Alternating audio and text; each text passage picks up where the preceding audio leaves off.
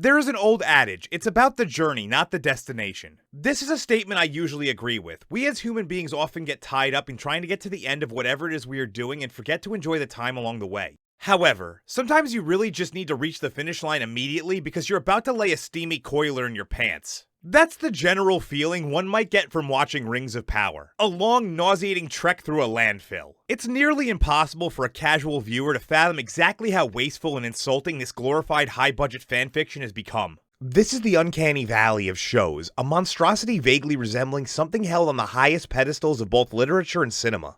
J.R.R. Tolkien once said, "Evil cannot create anything, it can only distort and destroy what has been invented or made by the forces of good." And really what Rings of Power represents is a cautionary tale. But hell, at least after today, we don't need to worry about it for like 2 more years. We open up on yet another beautiful landscape, once again telling us that at least someone on the Rings of Power staff understands the definition of what looks good. Celebrimbor is enjoying his morning coffee. The best part of waking up is Folgers in your cup. He then gets to work on the 9 rings for men, a process which apparently is completely changed from the previous 10 rings. It might be because he's using that definitely authentic mithril that Moranitar gave him. Examining Feanor's hammer, he notices a missing ruby and begins to look for it as a mouse scurries across the floor.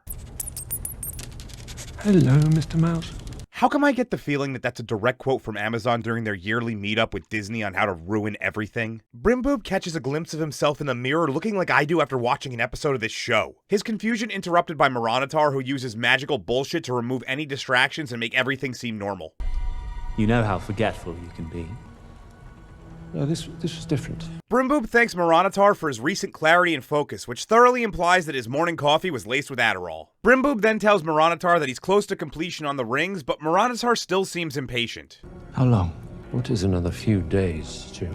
Moranitar leaves the room and the scene shows us the city being burned to the ground from orcs firebombing it. Moranitar informs Commander Melindal that Brimboob is forbidden a counterattack because He says the river will protect us. we know he didn't say this, and this is an order no one would give seeing as how the city is in the midst of an artillery strike, so it's said to increase distrust in Brimboob. Moranitar then says they won't obey the fictitious command, further casting doubt on whether Brimboob has his faculties. He tells Commander Melanoma to gather his troops for defense, which based on what we've seen up to this point is likely about 4 people. And if your country calls, will you rush to enlist? Oh. Moranitar tells Invisible Chick that she will be rewarded, which honestly I can't wait to see what the fuck that means, before noticing the siege engines have gone silent. The reason being because they've now turned them away from the city in order to attempt one of the single dumbest things in the history of television. They're damming the river. Wait a minute! You're telling me that these fucking retards are gonna try to strategically knock down parts of a fucking mountain to attempt a ground assault? Seriously? Okay, let's take this one step at a time here just to explain how dumb this plan is. First of all, there's absolutely zero reason to do this. You've been fucking up the city just fine up to this point. Your goal is to kill Moranitar, which likely would have been accomplished with your current strategy. Second, if you want to get across the river, why not just use the 2 bridges that already exist? The elves haven't collapsed them or anything. Third, this is not how mountains and damming work. Even if you could do the advanced calculations required to precisely figure out the points on the mountain to hit in order to break off pieces and have them fall into the river, your trebuchets don't have the necessary power to penetrate the mountain unless it's made of plastic. Also, in order to dam a river, the water needs a place to divert to. All that's gonna happen here is the water will build up behind the boulders and then flow right over it, so you've accomplished nothing. But don't worry, I'm sure we'll be coming back to the stupidity of this siege very shortly. Anyway, while that display of utter retardation is going on, Black Legolas arrives to see the destruction in a random seawall which wasn't there previously. Also, how the hell did he even get here undetected? Do the orcs not have perimeter defenses? Stop asking questions! It's none of your concern! In Khazad-dûm, King Dorimbasil is informed of the siege and orders his guards to forcibly remove Durin and Elephant Lady, as apparently Operation Snorlax has been a roaring success. We're meant to believe that the entirety of the Dwarven Kingdom has been brought to a halt due to these 2 sitting in the road like protesters at a liberal arts college. I've seen videos of a single person moving entire groups of idiots who are blocking traffic by hand or by simply running them over. Yet the whole Dwarven army can't deal with these 2? But as it turns out, it's not due to incompetence, it's more unwillingness. Down your axes! We stand with you. Narvignoramus has finally come to the realization that the ring has corrupted the king, and the entire mountain is at risk. So I guess this is a first in the history of my channel. This guy has done something smart enough to earn his name back. So Narvi informs Durin that L. Ron Hubbard has arrived to casually chat with him about the absolute slaughter that is currently going on in Eregion, which of course makes it the ideal time for them to have some fun banter. Have you any idea what I've gone through since you left? I'm about to overthrow my father. Can hardly be more eventful than what's transpired with me. Speaking of Eregion, we rejoin the orcs as they proceed to charge across the newly dammed riverbed, making this number 4 on our list of issues with this siege. This ground would be an untraversable mess of muck and mire for weeks, if not months. By the time they got about 10 to 20 feet, all of them would be sinking, making them easier shots for the elvish archers. Not exactly like they are difficult ones right now anyway. And those would be the lucky ones. The truly unfortunate bastards would drown in the mud. Despite these obvious limitations, the orcs somehow get a Ravager across. Now you might be asking yourself, what the fuck is a Ravager? Well, bear with me, I'll get to that shortly. Because first it's time to see exactly what's going on with our favorite brain-dead Smith. And no, I don't mean Jaden. Brimboob finally starts putting things together. It is a pattern, a cycle, repeating itself at intervals. The candles have not burned an inch all day. What have you done to me? And is officially fed up with Moronitar's bullshit. He comically throws a hammer at the master of obvious treachery, misses and shatters a window, which somehow breaks the illusion and reveals the truth about what's been happening all along. As it turns out, he hasn't been using Mithril at all. What is this? It's jizz. No, he's been using Moron's black goo blood to forge the rings. Look, I don't care how good an illusion is, you're gonna be able to feel the difference between a liquid and a solid. Also, this forge is fucked! The ceiling has collapsed, how has he not tripped over something or been hit in the head with falling debris this whole time? Brimboob finally figures out the obvious villain is in fact a villain and double checks his pronouns. You are he. Cause we sure as shit don't want to get a sternly worded email from Human Resources during the middle of this genocide. Instead of immediately destroying the tainted rings, he goes to check on the city. He is then hit by a firebomb, which I had to rewind to confirm because unlike me, Amazon places its ads in terrible spots. Coming to, he finds Invisible Chick, who he now remembers, and babbles on about his experience before noticing that the orcs have gotten to the thinnest point of the wall with the Ravager. Don't worry, I promise I'll tear that piece of shit a new one very soon. While all that goes on, he attempts to get the soldiers to seize Moronitar. He is Sauron! If you do not believe me, cut him open. But they refuse, and as Invisible Chick attempts to calm Brimboob, Moronitar uses the Force to throw her over the wall to the orcs below, and she immediately gets killed. Your eternal reward. Which is actually a better fate than the alternative. Open wide, kids, cause I'm gonna grape you in the mouth. Moronitar tells Brimboob to finish the rings and he'll spare the city, you know, the one which is already pretty fucked. Just as all seems lost, off in the distance, L. Ron Hubbard blows his horn indicating that he has arrived with the cavalry, which is the exact opposite of what you're supposed to do. Cavalry is supposed to be for flanking, not direct assault, so by announcing your presence you have officially lost the element of surprise. Surprised? But these word assemblers couldn't be fucked to research the source material. It would be asking way too much to read a single chapter of The Art of War. By the way, shout out to Sun Tzu for writing that shit. Just as the two forces are about to clash, Adar, who I completely forgot was even here, wheels out Galadriel and the Elvish Cavaliers stop dead in their tracks. Boring. Also, I love how because they turned the orcs into fucking vampires, they now need to go completely against the laws of physics and have the light end at an inexplicable point in an open field. L. Ron Hubbard and Adar have an impromptu meeting to discuss the situation and how they both hate Moron. Adar offers Galadriel in exchange for the ring, but Elrond refuses and basically tells Adar he's gonna kill him in the battlefield. Before this war's over, I'm going to kill you. Hubbard and Galadriel then just make out for no fucking reason. Which honestly raises so many problems for the future that I'd rather just move on completely rather than bog down this video with it. The orcs then just allow him to leave, despite the fact that they have two high-level commanders of the elf army and have had zero regards for morals and the rules of war up to this point. Also, how the fuck aren't they realizing that they should just work together? They literally have a common enemy who they all know is manipulating them into this. This is a goddamn slam dunk, guys. But nah, let's fight for no reason. Back in Khazad Dûm, Durin rallies his people to march for Eregion, which is surprisingly easy, all things considered. The elves cannot defeat him. Not without us. And Sauron knows this. But we are stronger than he knows. And Back on the battlefield already. Man, that turnaround caused a little bit of whiplash. L. Ron Hubbard uses his robust cavalry to fight the orcs in the woods, which completely negates the advantage of being on horseback. Back outside the city walls, the orcs have finally finished hammering the Ravager into the stone. Let me remind you that we saw an army arrive and a meeting of generals since this started, so this has literally taken hours. I guess it's time to finally explain this piece of shit. It's essentially a reverse ballista that is hammered into a wall and then pulled back out. In theory, this could work, but in practice it's far less efficient than a simple battering ram. Which, might I add, if they just turned it around, it is one. Also, as soon as you see the laughably small amount of wall which is pulled out, you realize this is possibly the worst siege weapon in the history of fantasy. The word assemblers wanted to be innovative, but failed horribly at everything but stalling for time. The orcs begin losing troops at a rapid rate, and Adar refuses to retreat, realizing too late that Galadriel has escaped. As she slowly makes her way out of the camp with the most obvious disguise in the world, we focus on the funeral pyres of the fallen orcs, which continues the trend of trying to both humanize and demonize the orcs at the same time.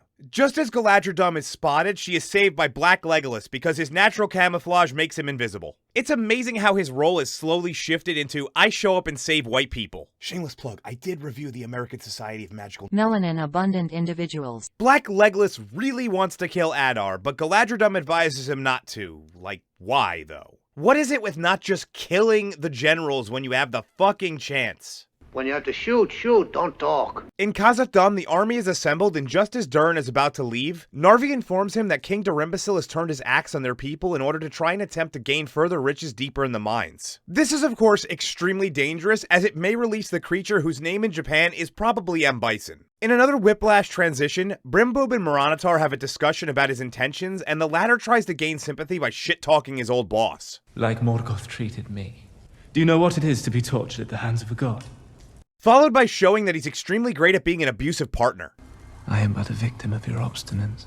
He then forces Brimboob to finish the rings, or he's gonna break up with him and take the dog. Look, I avoided the gay jokes as long as I could with these guys. Again, Brimboob finally attempts to do the thing that he should have done all along and destroy the rings. But fire does nothing to them, and he realizes he needs to escape. Unable to break out of his binding, this genius decides that the only way to get out of his handcuff is to cut off his fucking thumb. Okay, so he has a hammer. He's gonna be in tremendous pain either way, so why not just, break the thumb? But he chooses the worse option because apparently he thinks this is Saw 11 or something. He then nearly falls to his death. He is found by soldiers, and just as they are about to put him back up in his prison forge, Galadriel arrives in Eregion by secret dwarven tunnel that somehow, someway, the Lord of Eregion, and architect of the city, is unaware of. He then gives the rings to Galadriel to get away from Moranitar while he buys time. Because once again, the world's greatest hope is a 5'4" woman with the muscle mass of a vegan gender studies major. Though I must say I do approve of her hiding them in her cleavage. In a very touching scene, she apologizes for bringing Sauron to Middle-earth, and Brimboob tells her that they were both weak, implying forgiveness. She conveniently forgets to also apologize for lying to him about knowing Halbrand was Sauron, resulting entirely in the city being destroyed, his apprentice being dead,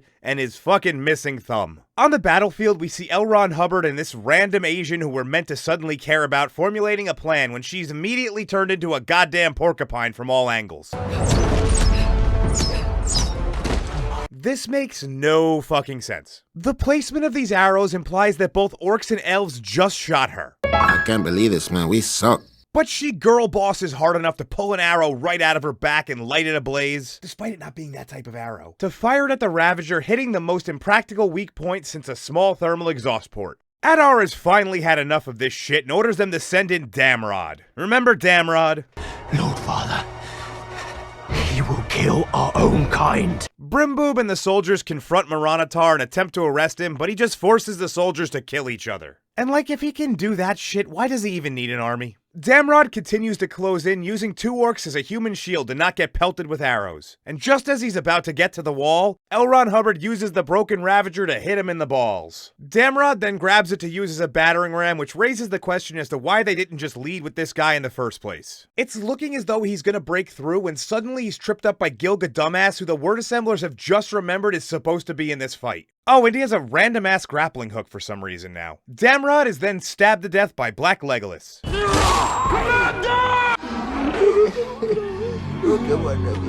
Well, with that minor inconvenience out of the way, Adar sounds for the siege to continue. Elrond then tells everyone, The dwarves!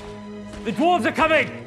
Look to the north! Despite the fact the sun rises in the east and that's also where Khazad-dûm is, but whatever. But the dwarves don't show up, and the elves form up into a last stand, all 14 of them. Adar stabs Black Legolas, and the orcs finally break through the wall. As Hubbard sits in disbelief, Adar approaches him, grabbing him by the throat and taking the ring by force. The episode then closes with the strangest ending credit music choice of all time. You know, people often ask me, hey Dark Hour, how do you get through these piles of dog shit known as modern television shows? You must be a masochist. No question about it, I am ready to get hurt again.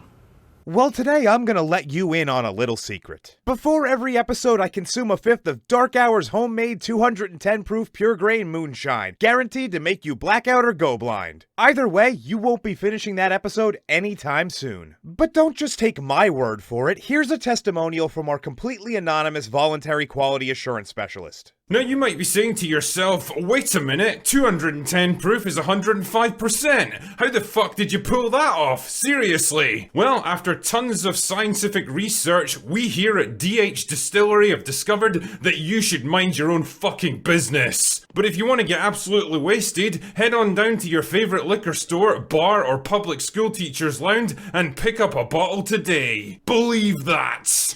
Well, that's it. It's finally over, and I can move on to the next thing. I really wasn't sure I would get through this show, but I persevered and Oh, what now? Hello? What do you mean there's another episode? How the fuck was that giant battle not the end of the season? I know that there's 23 storylines going on. I just figured that they forgot about them like the rest of us. Can't I just pretend it didn't happen? Okay, fine. Well, as my fictitious agent has just now informed me, there is actually one more episode, and I'm contractually obligated to cover it no matter how much I don't want to. The episode picks up in Khazad-dûm, showing us exactly why Durin didn't make it to the big battle. Durimbacil has attacked and injured his own people and is currently using a battering ram. Oh, now the word assemblers know what the fuck those are. To go further into the mines. This has prematurely ended the afternoon nap of the Balrog, which I've officially run out of fake names for. Durin threatens Durimbacil. Take off the ring! I'll take off the whole hand! Durimbacil asks Durin if he's strong enough to turn his axe on his own father. You've always been stronger than me. Do you remember when I was a wee lad? And we'd arm wrestle? You'd let me lift my hand just enough. And I knew there was nothing stronger than my father. But Durin pleads with him to remove the ring, and Durimbacil says fuck that, let's see what's really down there. Smashing a hole in the wall reveals the caves below the mine, and Durimbacil attempts to convince Durin that he also needs to wear a ring. They are then attacked by the Balrog, which surprisingly looks fucking fantastic, which means I can't really meme this.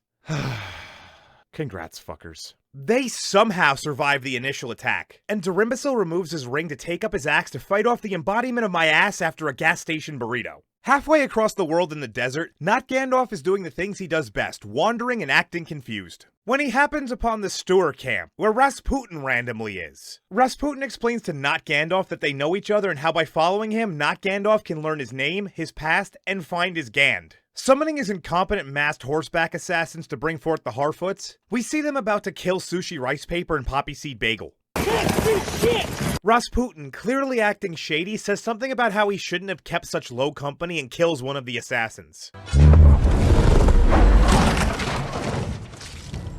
Wow, it really pays to work for this guy. Not Gandalf questions Rasputin's true intentions. And if you were to defeat Sauron, would that suffice? Or would you seek to become his successor?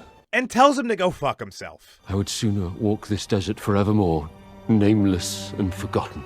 Rasputin doesn't take too kindly to this and proceeds to destroy the Stewards' homeland. I only hope losing those you care for most will give you a taste of the suffering. What the fuck is going on here? I feel like we skipped a whole section of this story. Last we left off, the Harfoots and Stewards were debating leaving to avoid danger, and Not Gandalf was out in a random field of sticks. How the hell did we get to this point here? Now off to Numenor. Holy shit, we're jumping around a lot here. The leaders of the faithful have been gathered by Fashionista Pharazôn and Lord Balzergon to discuss how blind bitch Waller survived her trial by Abyss. She has an ally of cunning powers. An ally who has already bruised Numenor once.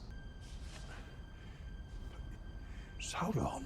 They use that as a justification to gather all of those of a specific religion and imprison them. A little on the nose here, guys. Symmetry Face finds Ellen Discount just in time to save him from being seized by the Gestapo. He goes to get Blind Bitch, but she refuses to leave. However, she does give him a sword. It is called Narsil. The White Flame. No big deal, just one of the most important items in all of Lord of the Rings just gets casually handed to him. Back in Eregion, the orcs have officially breached the city walls and are graping and pillaging away in search of Moron. Galadriel is leading half a dozen people, which due to the severe lack of extras might represent the entire population out of the city. As she does so, she kills several orcs who simply pop up out of nowhere like it's a goddamn haunted house. None of which attempt to attack the only important person, might I add. They make it out of the city, are immediately ambushed, and Galadriel makes an offer to spare the nameless extras. Give me one reason, elf. I will give you 9. She really has consistency issues here. She is willing to protect the rings at all cost, even sacrificing whatever men she needs to. But after being put in charge of the 9 corrupted rings, gives them up as soon as a few women are threatened. Because now women are weak and require protection. Inside the city walls, Moranitar is using Brimboob as target practice. Look, what you have done to yourself. You know, the abusive spouse parallels are becoming more evident as time goes on here. Moranitar offers to end the suffering if Brimboob gives up the location of the rings. But Brimboob doesn't give a fuck, so Moranitar threatens to torture him further. But after a bit of light taunting, Your only craft is treachery. he just opts to kill him instead. The orcs make it to the forge and find Moranitar has just killed Brimboob and ask him if he is indeed him. I have many names. Is this motherfucker crying again? Why is this dude constantly so emotional? When can I leave to be on my own? More importantly, why the fuck didn't these orcs immediately kill or capture him? That's why they were sent here. We go to a place I'm fairly certain the word assemblers had completely forgotten about until now, Pelargir. We join a sulking Oblivisildur, who's likely in pain from blue balls, as he stares at Estridiot's dagger. In walks Theo to ask him about the cheery topic of dead mothers. How do you live with it? I've carried it poorly. I didn't realize that until I came here. Enough to make me realize how small I'd become. Look, I'm all for building characters up to being heroic, but I seriously still can't believe that this guy is supposed to be the one who cuts the ring from Sauron's hand. Estridiot then arrives and continues her lack of accountability. Hagen started laying the foundation a few days ago. When he laid the cornerstone, he asked the gods to keep, but when he said it, I felt ill. She and Oblivisildur then hook up, because this bitch is just a terrible person who's off gallivanting while a man breaks his back for her. You whore. You're not much better, Oblivisildur. Why are the word assemblers of this show so obsessed with making every relationship in Tolkien's writing into a shitty Jerry Springer soap opera? Seaman arrives and continues being the scumbag he is. We'll build the watchtower in sight of the river, fill a few houses if we need to. Eminent Domain still sucks, doesn't it? He comes face to face with Oblivisildur, who asks for passage to Numenor, but it's denied because... No passage for low men. He explains that makes no sense as his family is nobility, so therefore he too holds the title. According to Seaman, though, It's just been revoked. and that Ellen Discount is wanted for treason. If I'd had it my way, the old fool would be dead. Seaman continues to be a slimeball and refuses supplies to the people unless they go chop down trees and give a regular supply of timber, which I'm sure won't cause any issues. You know, normally I'd say I can't wait for this motherfucker to get his, but knowing modern word assembly, they likely believe this guy is a hero. But then again, they're probably all vegans who think trees have more rights than people. Surprisingly, for the first time in this episode, we revisit a location as we rejoin Galadriel being led to Adar. As always, I will give credit where it's due. The word assemblers used logical progression from scene to scene for once, and we are spending a decent amount of time on each story before transitioning away. However, because the plots are so terrible, it's basically like watching a full HD video of your conception before looking away directly into the sun. Do I have to show you the beginning of the tape again? No! Galadriel offers up the 9 rings for men in her services to help kill Moron, but you see Adar is wearing her ring and is now good looking again. Even wounds that have endured an age can sometimes yet be healed. I'm sure this will be an interesting story which will yield great... Take it. I will recall my children to Mordor. So exactly where we started then. Fought this whole ass battle to take the ring only to give it right back. Which basically null and voids huge swaths of the previous episode. But whatever, who cares? We got to see sexy Adar. Adar realizes that several orcs are bringing back Luke Fabio on a stretcher, telling Adar they found Moron and that he got attacked. It's too late. And the orcs proceed to gangbang their father into submission.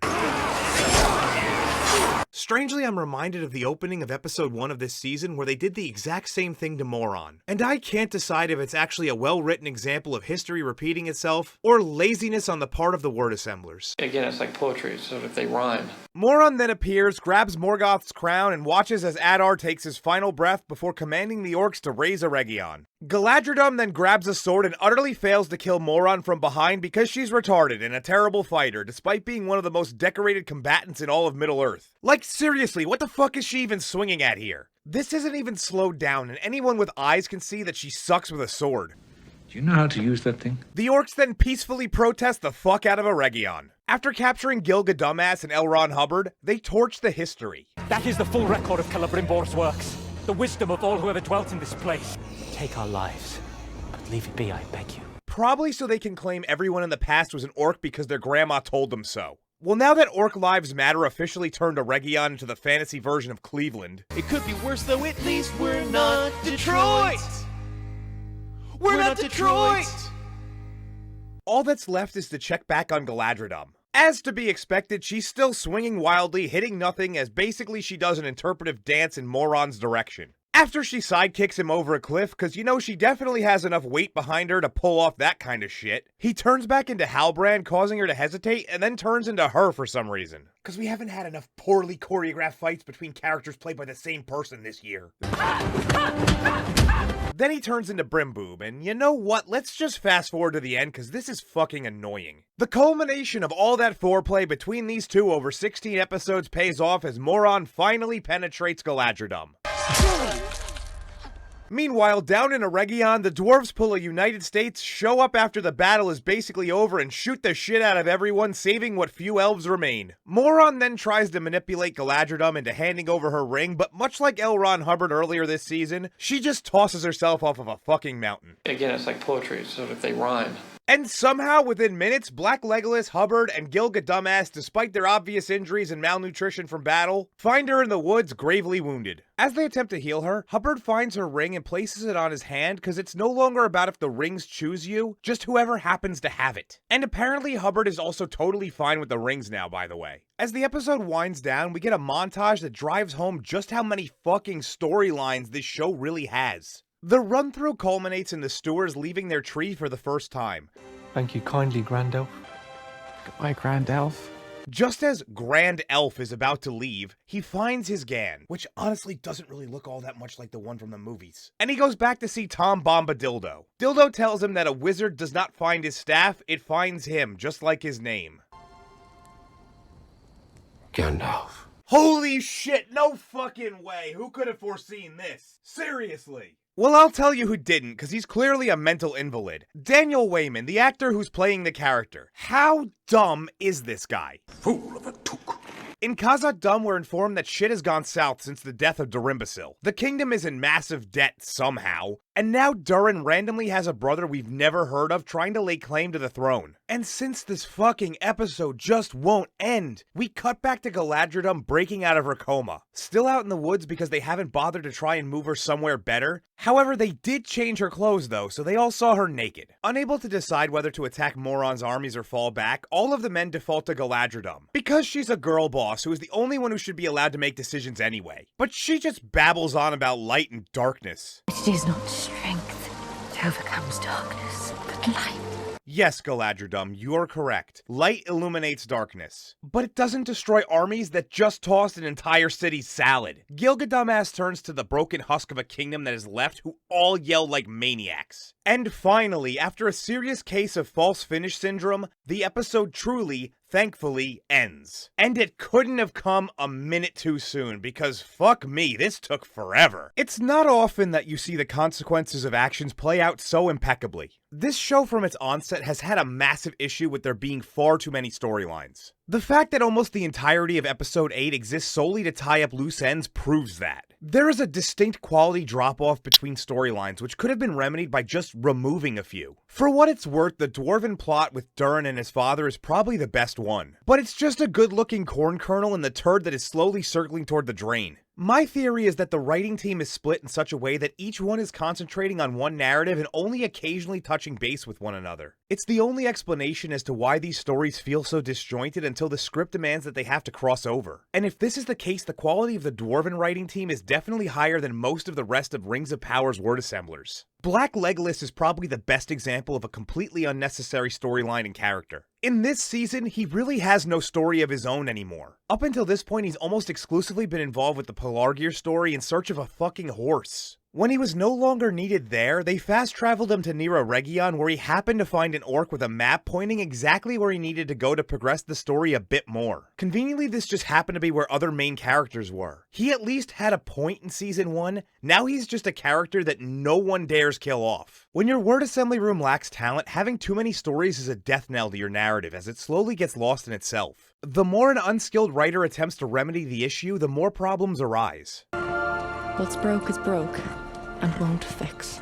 I think that's by far the biggest obstacle with this show. Had the word assemblers focused a bit more and trimmed most of the fat, this show might have been able to work. Yeah, it still would have been an absolute insult to Tolkien's work from a lore perspective, but from purely a writing standpoint, it could have had significantly more continuity and a distinct path which it followed, rather than the arbitrary and random nature it currently has. I'm honestly unsure which was worse in 2024, this or The Acolyte. My initial reaction is the latter, but then I recall that this is season 2 of this pile of human excrement, which means that they not only didn't learn from their mistakes, they basically doubled down on them. I'm curious in a morbid sort of way to see where this goes from here. By all accounts, Rings of Power has been an abysmal failure. It has alienated Tolkien fans, done absolutely nothing in the way of drawing new viewers, and has been a financial sinkhole since day one. With Amazon committed to 5 seasons, it's going to be interesting to see if that even happens and how much cost cutting would be needed to do so. At this point, there's zero guarantees that this project will ever be fully realized. Maybe it's because of Amazon's expectations or the showrunner's own hubris. Either way, it's been a fool's errand to attempt to write an entire show from the appendices. It's a bloated mess of incoherence extrapolated out from just a few short pages. It's like one of those prompts you did in school as a kid where you had zero context for a picture and had to write a convincing essay about it. Only this one cost over $1 billion.